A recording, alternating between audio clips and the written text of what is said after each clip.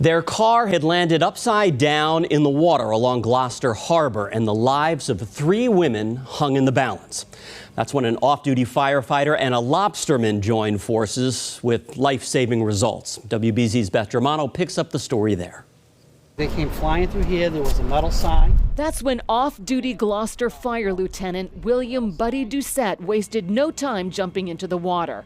He heard the screech and saw a car flying into the air off the pier, landing on the roof, trapping 3 women inside. It's fight or flight. You either run towards the incident or you run away. I've always been the person that runs towards it. They got a hammer so Buddy could break the window. Lobsterman Captain Mark Lodge was only feet away himself, tied up right next to Lieutenant Doucette in Gloucester Harbor, who was working on his own boat. I took the sledgehammer, reached down underneath the water and tapped the window. It broke instantly.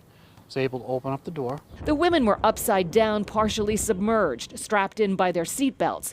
Another off-duty firefighter, the captain's son, and bystanders were all part of the intense effort to keep the women's heads above water while they worked to cut them free with lobstermen's knives. That saved those people's lives, I'm convinced of that. That quick action.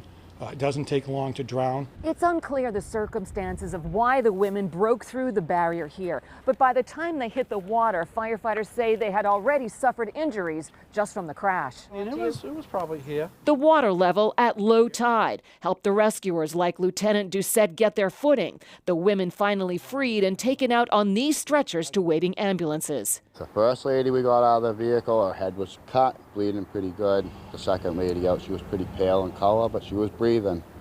Thank God, you know. It was a rescue where every second counted, a fact not lost on Lieutenant Doucette with 30 years on the job. I can honestly say that being there saved 3 people. Being there was a community effort, preventing what could have been a different outcome. In Gloucester, Beth Germano, WBZ News.